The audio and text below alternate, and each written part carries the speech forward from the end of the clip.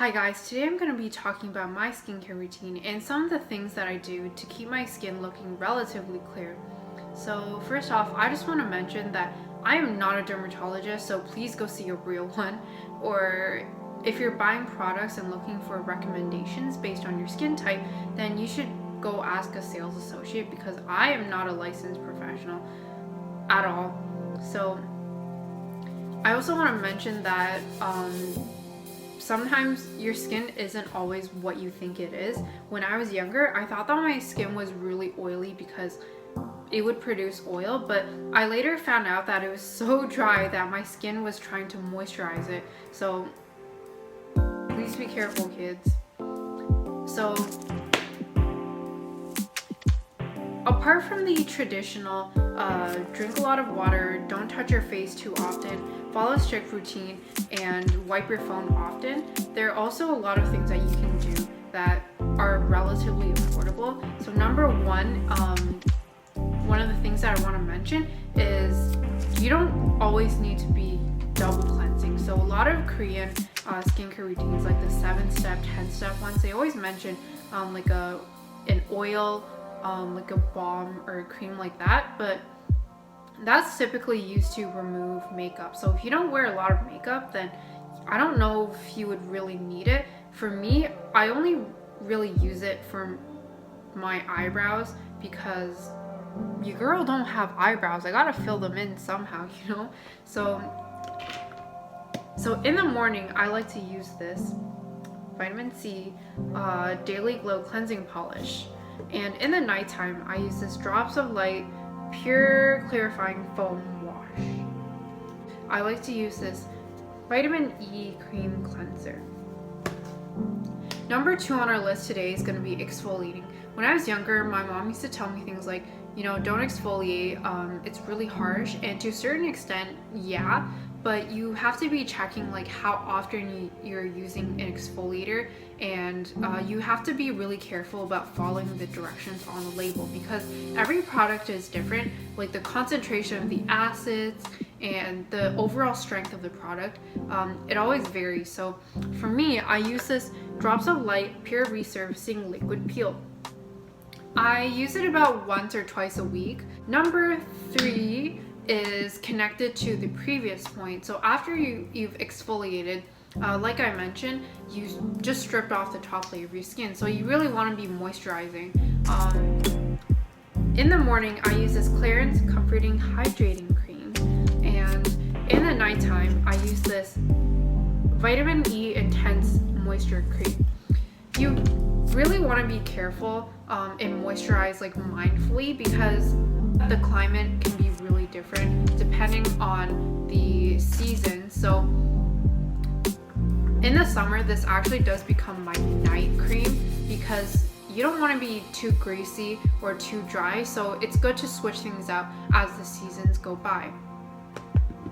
Number 4 on our list, also connected to exfoliating. So after you've exfoliated, it's really good to keep a good SPF on hand, and just in general because the sun is pretty bright and you want to be protecting yourself against that. Even if it's winter, I still put on sunscreen, and I find that it's a really good habit to keep. So I use this Aveeno Positively Radiant Sheer Daily Moisturizer. It's SPF 30, so I use this on an everyday basis, but when I do know that I'm going out and it's gonna be super sunny or I need to replenish, then I'll usually use and bring this Shiseido Urban Environment Oil-Free UV Protector. So that's SPF 42. It's not a super big jump, but it really does work. Number 5 on our list is being really gentle with your skin. Our skin is a sponge. It absorbs the products very easily, but you also have to keep in mind that your skin is very prone to like tearing, maybe on a microscopic level, but you want to be tapping in your products and not like rubbing them in a way that kind of pulls your skin. So especially when you're putting on things like toner. So this is the one that I use, Trader Joe's Rose Water Facial Toner. I'm almost out of it. but I really love it. And in a later video, I'll be talking about the reason why I use spray toner instead of the traditional apply with the cotton pad thing. But when I spray this on, I like to tap it in like in the K-dramas, because it really just ensures that your product is not just staying on your face. It's really like, you know, it's also really important to be using an eye cream, and more important than that is how you're applying your eye cream. So this vitamin E eye cream is what I use, and essentially what I do is I just put a little bit right under my right under my eyes. I spread it lightly just like that, and I tap it in, but you don't want to be like, you don't want to be super rough with your eyes, because if you do, you're gonna have wrinkles when you're older, and you don't want that. Number 6 on our list is keeping your hair away from your face. I know I'm not doing that in this video right now, but when I'm studying or when I'm doing chores around the house, I always make a big deal about clipping my hair up. This tiny one for my bangs. Or I also put on this headband because you don't want to be clogging your pores, right? So especially if you're working with a lot of heat protectors, like gels, I guess, you want to be really careful. And I dyed my hair recently, so I also try to keep my hair out of my face, because I don't want any of the like conditioners or stuff that I use to protect the color to get into my pores. So number 7, living habits. So when you want to get into shape, you know that you have to exercise, right? But something else that you have to do is you gotta drink water.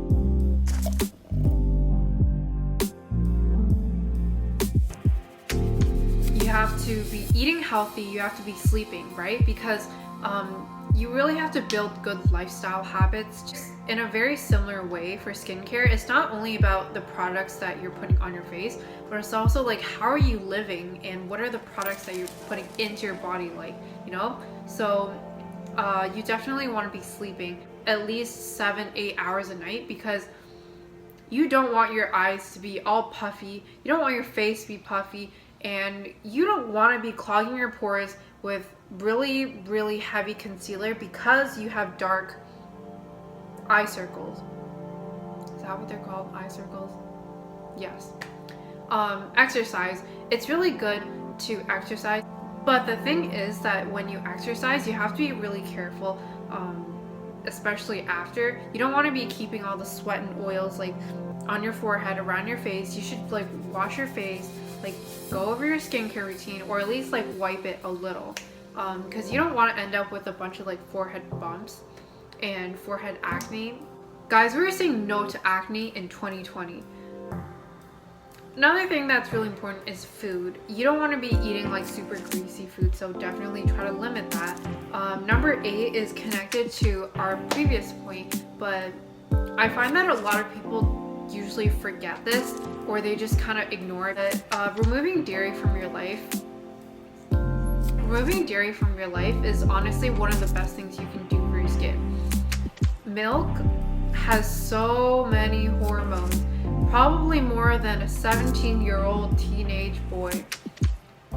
So alternatives that you can explore are nut or oat milk, I guess. So right now I drink this almond milk, so I put it in my coffee, I drink it alone, but the thing is that apparently the production is really bad for the environment, so I'm gonna be trying like a recipe of oat milk after I finish this bad boy over here, because I can just make it at home, and you can find those recipes online like pretty much anywhere. So yeah, I'm gonna give that a try. So other dairy products that you can remove from your life are Greek yogurt or yogurt in general, and also ice cream. So for me, what I like to do is I like to wait until my bananas are like super ripe, and then what I'll do is I slice them up really nice, and then I'll toss them in the freezer, and then I'll toss them in the blender to make smoothies, milkshakes, whatever, because it has a very similar consistency,